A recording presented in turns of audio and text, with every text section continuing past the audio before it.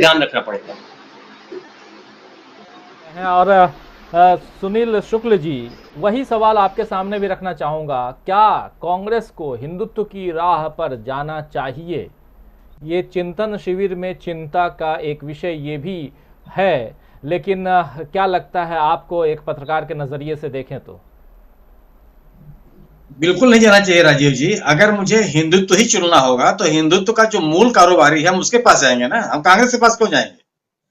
हिंदुत्व को चाहने वाला, हिंदुत्व को पसंद करने वाला व्यक्ति अपना दुकानदार क्यों बदलेगा? कांग्रेस जिस बात के लिए जानी जाती है, कांग्रेस को वही करना है, और इसीलिए कांग्रेस का अस्तित्व है। और ऐसा मैं पूरी विश्वास के साथ इस बात को आपसे कह सकता हूं कि इस देश की बहुसंख्यक जनता सांप्रदायिक नहीं है। उसको अच्छा सुशासन चाहिए, एक अच्छा लोकतंत्र चाहिए, उसको देश में सांप्रदायिक सौहार्द चाहिए, एक शांति चाहिए, प्रगति की ओर ले जाने वाला एक व्यवस्था चाहिए। हिंदुत्व नहीं, हिंदुत्व हम अपने लिए, मैं निजी तौर पर आदमी हिंदू है, मुसलमान है, या वो उसके पूजा पाठ में लगा हुआ है। सवाल है कि हिंदुत्व का मुद्दा तो एक खास राजनीतिक दल ने इसलिए बना रखा है कि उससे उसको राजनीतिक लाभ मिलता है, और उसके जो समर्थक हैं, उसके पक्ष में हम उनके साथ ऑलरेडी हैं, वो उनको छोड़ के जाने वाले नहीं है। हम कांग्रेस के सामने केवल है कि आप अपने जिन लोकतांत्रिक मूल्यों के लिए कांग्रेस जानी जाती है, जिस सांप्रदायिक सौहार्द के लिए जानी जाती है, जिस मानवीय मूल्यों के लिए जानी जाती है, उस उन मूल्यों को लेकर के कांग्रेस को चलना पड़ेगा, और उस पे अपने आप को अधिक दिखाई पड़ना पड़ेगा कि नहीं, हम इस पे कायम है। सवाल, हाँ ये जरूर है, अपने कार्य व्यवहार में, अपने नीतियों को तय करने में, अपने आचरण में आपको यह नहीं लगना चाहिए, क्योंकि अब लोग अपीजमेंट के खिलाफ है। लोग इस पक्ष में नहीं है कि आप हिंदुवादी हो जाइए, लेकिन अपीजमेंट के खिलाफ। इसलिए हम लोग बात कर रहे हैं कि सुशासन की बात हो, गवर्नेंस की बात हो। जो व्यक्ति, आप जो नेता सफल है अपने अपने राज्यों में, क्या हिंदुत्व का एजेंडा लेके चल रहे हैं? नवीन पटनायक उड़ीसा में सफलता मुख्यमंत्री हैं, क्या वो हिंदुत्व का एजेंडा लेके चल रहे हैं? दक्षिणी राज्यों में जो राजनीतिक दल है वो बीजेपी घुसने नहीं दे रही है, क्या वो हिंदुत्व के एजेंडा लेके चल रही है? उनके अपने एजेंडे हैं, उन एजेंडों पे वो कायम है, उस पे वो काम कर रही है। कोई द्रविड़ मुद्दों को लेकर चल रहा है, कोई किसी मुद्दे को लेकर चल रहा है, लेकिन उनके अपने मुद्दे हैं, वो हिंदुत्व के मुद्दे एजेंडे को लेकर नहीं चल रहे हैं। और हिंदुत्व का एजेंडा पूरे देश के लिए स्वीकार नहीं है, एक वर्ग विशेष है लोग जो लेके चलता है।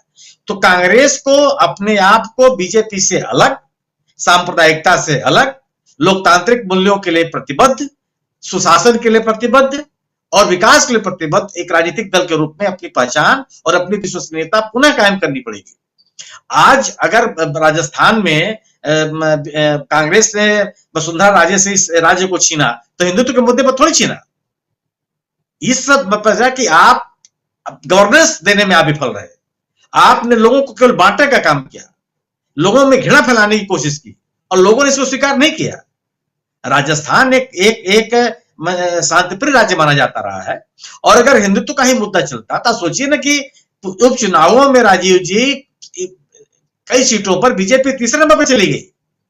इसीलिए ये उन राजनीतिक दलों को प्रोत्साहित करने की कोशिश कर रहे हैं जिससे वोटों का बंटवारा हो। जैसे राजस्थान में बहुजन समाज पार्टी क्या कर पाएगी?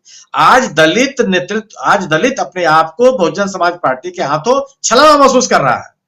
इनके पास लोग नहीं, करेंगे क्या? ये कुछ नहीं कर सकते राजस्थान में।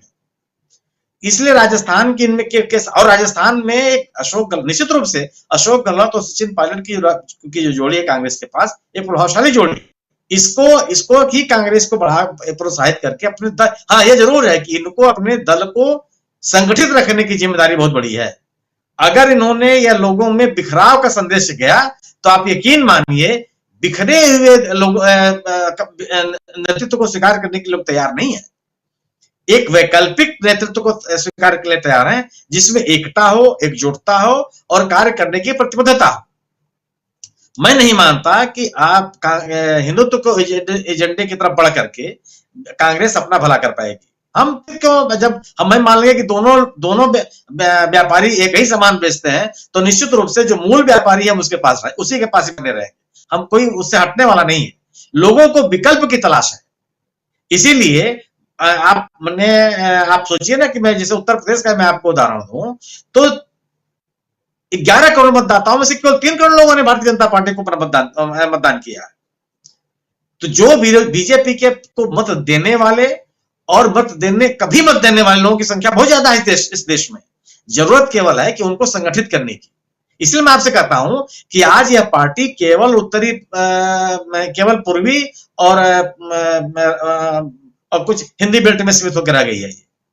और वहां भी जबरदस्त आक्रोश है लोगों के मन में। लोग चाहते हैं कि उनके सामने विकल्प आए, और यही कारण है कि भारतीय जनता पार्टी कांग्रेस नेतृत्व के ही ऊपर प्रहार करती है कि इनकी विश्वसनीयता न कायम होने पावे, इनको संदेह के निगाहों से देखा जाए, इनको गैर जिम्मेदार नेतृत्व के रूप में इनको परिभाषित किया जाए। इसलिए इनकी छोटी छोटी बातों को बड़े पैमाने पर दिखाया जाता है कि देखिए ऐसा कर रहे हैं, वैसा कर रहे हैं। तो आप एक नेतृत्व देने में आप अक्षम हैं, आपके पास कोई वैकल्पिक नीति नहीं है, आपके पास कोई वैकल्पिक कार्य योजना नहीं है, गवर्नेंस के लिए आपके पास कोई तरीका नहीं है। यही बात बीजेपी बार बार कांग्रेस के लिए कहेगी। कांग्रेस कभी नहीं कहेगी कि आप हिंदुत्व के एजेंडे को छोड़ दिए, यह जरूर कहेगी कि आप इम्पीचमेंट की बात करते हैं।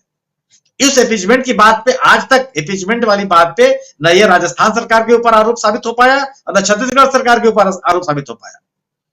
इसलिए मेरा अपना मानना है कि कांग्रेस, जो देश के लोगों को चाहिए, बहुसंख्यक देश भारतवासी अपने आप को सांप्रदायिक नहीं कराना चाहता, सांप्रदायिकता से मुक्त रहना चाहता है। वो कभी नहीं चाहे, आप हर आदमी इस देश में शांति चाहता है। शांति कैसे बनेगी? क्या घृणा से बनेगी? दोनों संप्रदायों के बीच में बिखराव पैदा करके बनेगी? और क्या शांति के अभाव में किसी देश के विकास की आप बात कर सकते हैं? क्या संभव ही नहीं है। और जब विकास नहीं होगा तो आप सोचिए कि आने वाला जनरेशन, आने वाली जो वो जाएगा कहां? चाहे स्वदेश में हो चाहे विदेश में हो। आप सोचिए ना, मतलब आप सोचिए कि जिस बात की आपको हवा दी जा रही है, बर्लिन में कितना विरोध हुआ है मोदी जी का।